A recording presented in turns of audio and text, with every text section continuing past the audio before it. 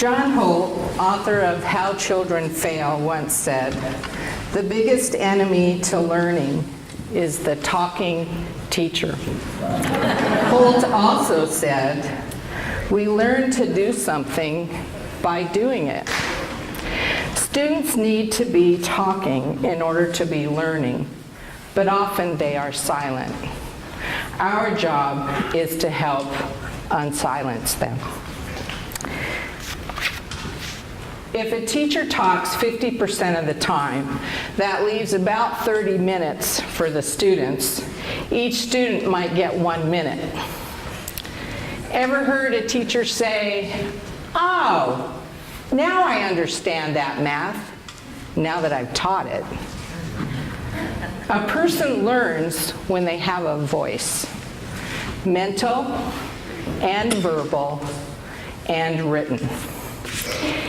In 1981, we moved from Southern California to Dortmund when our sons were 2 and 4, and you can see in the picture with my husband, they look a little tired.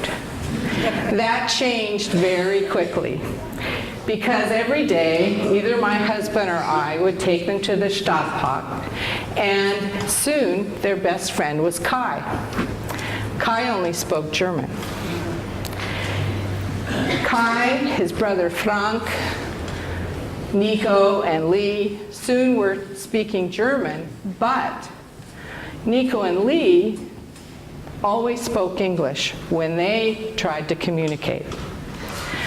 As I observed this, it made me think that the language that you first use when you meet someone, including your brother, is the one that you rely on.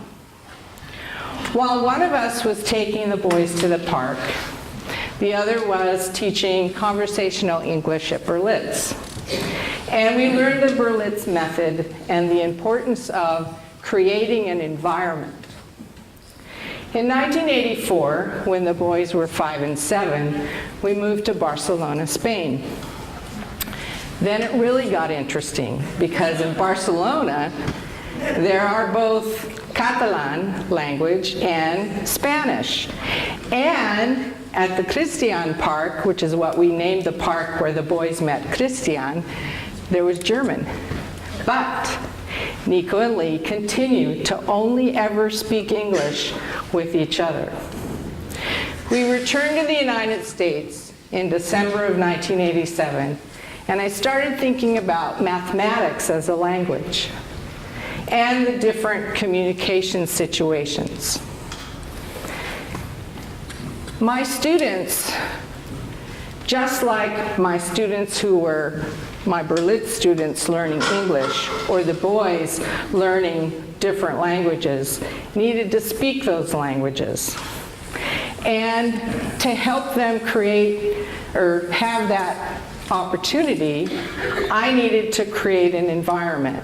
It helps if the teacher doesn't repeat everything, but gives the student voices. The natural voice or language of students is often social English, not math, or it might be Spanish. Scaffolding helps create that environment to have them talking with each other. Sometimes you'll start out with one question and you'll add on to it until they have a toolkit. And with time and perseverance, you might have students leading the class discussion. Success. The teacher is talking less.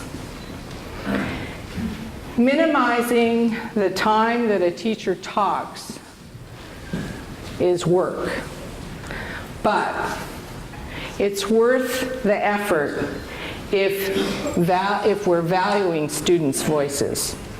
If problem-solving thoughts are valued at an early age, think where students will be on their problem-solving journey when they reach high school and beyond.